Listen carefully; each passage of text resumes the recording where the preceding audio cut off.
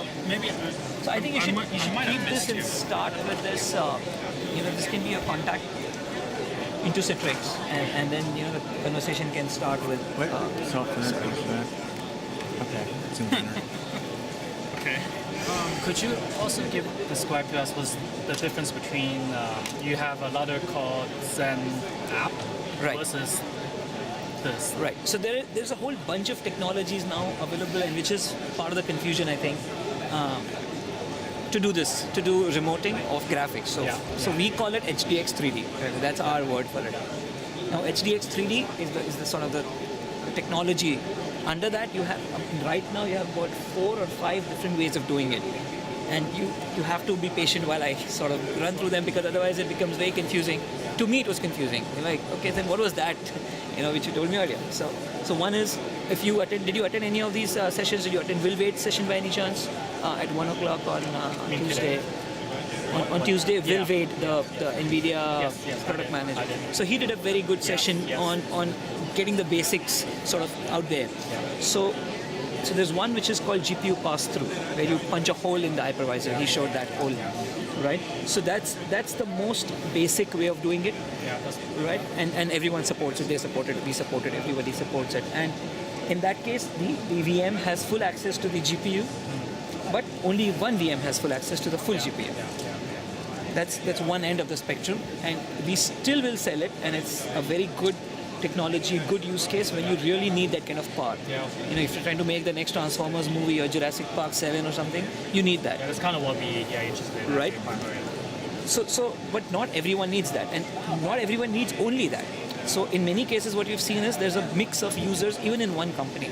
So you have maybe 7 guys who need that, but then you have another 20 guys who need maybe little less intensive. They can be sharing. Again, so there's 2 types of sharing. They can be sharing a desktop, like we are doing here, where each of these has other stuff in it, right? You can see the media player and you can see other stuff. This is one level lower, but you still have, maybe you can run 2 applications if you feel like. You can run 3 applications inside a desktop. You can do whatever you want. You can put your baby's photograph if you want. Then you have another layer below that doesn't even want that much, who's maybe a contractor, or maybe somebody sitting in a remote location who just has to probably view this and do something else based on that. Now that guy might need even less power. So there you can say, okay, I can share this amongst more users, maybe 50 users, 30 users. So there you can serve just the application, which is what, it's not working right now, but the demo there was supposed to be just the Zen app, where you, so don't let the words confuse you, the Zen app and the Zen desktop. But so GPU pass through, full GPU. The next level is this one, which is GPU sharing or virtual GPU, where you still get the GPU, the real GPU, but you're getting a slice of it.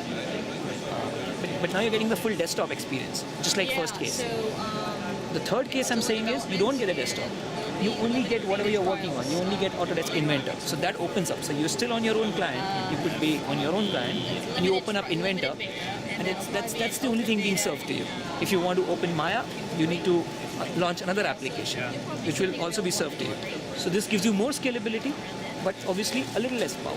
So, but that last one that you mentioned, you still have full access. Do you still have full access to the GPU and all the processing you need? Good question. Let me think about that. In the case of Zen app, so that's the whole story. Yeah, when you talk about level of personalization,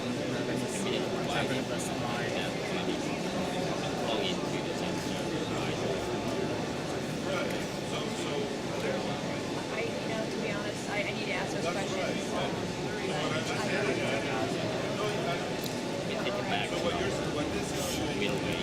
So the same way Zen app is typically installed locally, it's not virtualized. But nowadays we are seeing a lot of Zen server, which is Zen app, which is virtualized, which is running on hypervisors. For example, if you really have a very, very low-end requirement, you just want your users to get a nice, sexy aero experience, or use Google Earth very well. That's all, right? It's not very intensive. So you can, this has 4 GPUs. You can run multiple Windows 2012 on it. So rough estimate, say maybe you run 3 of them. So 4 3s are 12. each of those Windows 12s can maybe take another 7, 8, or 10 users. So you already had 12, then you multiply that by 10. So now this little card is serving 120 users because you virtualize this, you run Windows 2012s on it, you run XenApp on top of that, and then again there's a manager sitting here that will serve all of this to you. So obviously you cannot do what he's doing right now, but you can still, probably this part is not so intensive. You can actually do all this. Like if you're not really creating the model, but you just want to see it from different angles, maybe scale it a little bit, you can do that. We're not creating this right now, right?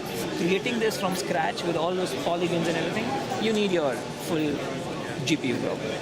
So it's very complicated in terms of we are trying to be very flexible and give all sorts of options available, but it's like being at a very nice buffet with like, what do I eat? Versus okay, I just have that box, bring it, eat it, finish. We're going to have like Yeah, we talked about the network. Yeah. That's right.